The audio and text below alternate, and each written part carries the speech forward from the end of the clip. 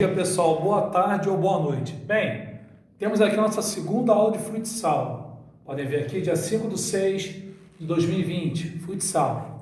Então, essa parte da matéria, nós temos aqui o histórico do futsal. Ok, gente? Vamos contar primeiro a evolução do futebol de salão até chegar lá, futsal. Ok? Vamos mudar esse nome. Então, vamos lá. O futebol de salão, atualmente denominado futsal, começou a ser praticado em 1932, em Montevidéu.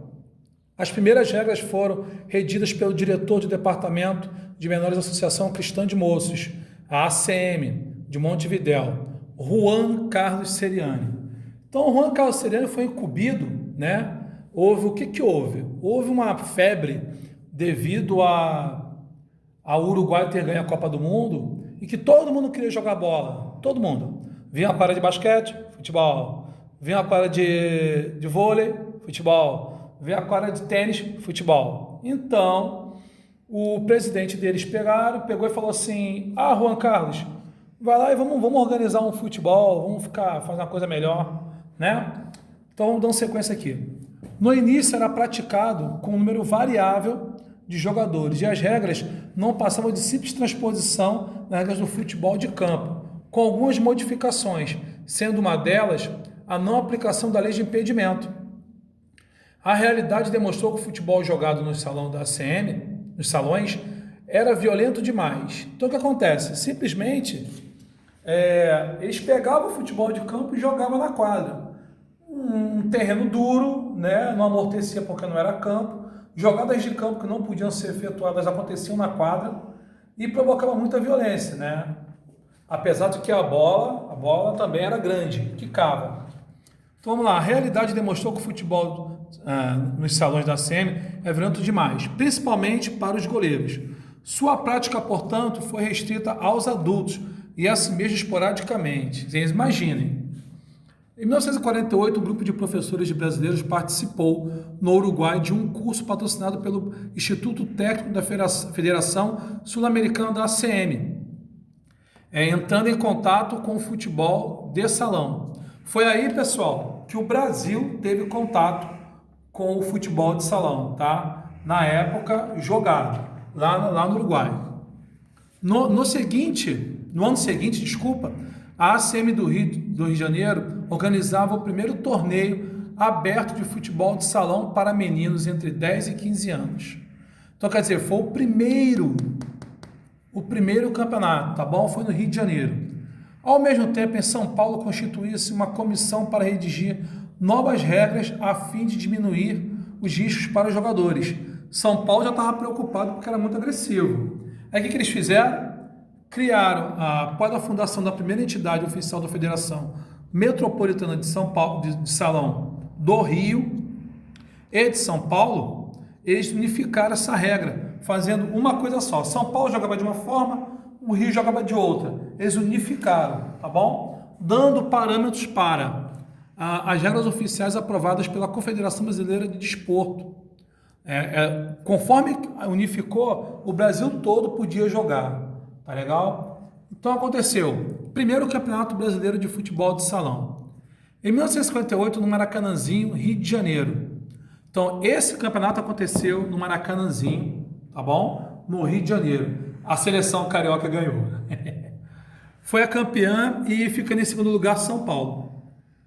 Na década de 60 e 70, o futebol de salão, como desporto ordenado e regulamentado, ganhava o continente, com a fundação da Confederação Sul-Americana de Futebol de Salão, congregando quase todos os países da América do Sul. Começaram a surgir os primeiros campeonatos sul-americanos, de clubes e de seleções nacionais.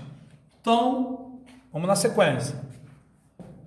Do continente para o mundo, a partir de sua criação da Federação Internacional de Futebol de Salão, a FIFUSA, a Federação Internacional de Futebol de Salão, Foi fundado no Rio de Janeiro na década de 70, constando com as filiações de 32 países que já praticavam futebol de salão, nos moldes brasileiros. Entidade esta que teve como primeiro presidente João Avelange. Já ouviram falar esse cara aí? Passando a promover os primeiros campeonatos pan-americanos e mundiais de clubes e seleções, já na década de 80. Então vamos lá, no final da década de 70, com a mudança da estrutura do país, que deixa de existir a Confederação Brasileira de Desporto, o que acontece? Todo o esporte brasileiro era ligado à Confederação Brasileira de Desporto. Ela deixa de existir e cada um dos seus esportes tem sua federação, como aconteceu no futebol de salão. Tá? Então vamos lá. Entidade na qual o futebol era vinculado, possibilitando assim a fundação do Rio de Janeiro da atual Confederação Brasileira de Salão, a CBFS, ok? Tendo como seu primeiro presidente Aécio de Borba Vasconcelos, possibilitando a realização de grandes eventos a nível nacional e internacional, contribuindo de forma expressiva para a ascensão do esporte. A década de 90, gente, que tem o futebol de hoje, futsal de hoje, começa aqui. Esse que teu pai pega aí para poder ver o joguinho final de semana, ele começa agora. Que até então, daqui para trás, o que nós falamos foi futebol de salão. Então vamos lá. A década de 90 representa a grande mudança da trajetória no futebol de salão, pois a partir da sua fusão com o futebol de 5, que é da FIFA, né? Prática esporte é conhecida pela FIFA, no caso aqui, ó, surge então o futsal. Aqui nasce o futsal que nós conhecemos hoje. Terminologia adotada para identificarmos esta fusão no esportivo, no cenário esportivo internacional. O que acontece? Futebol de salão, tirando, né? Ficou né?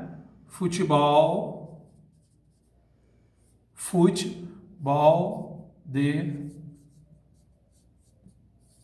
salão, ok?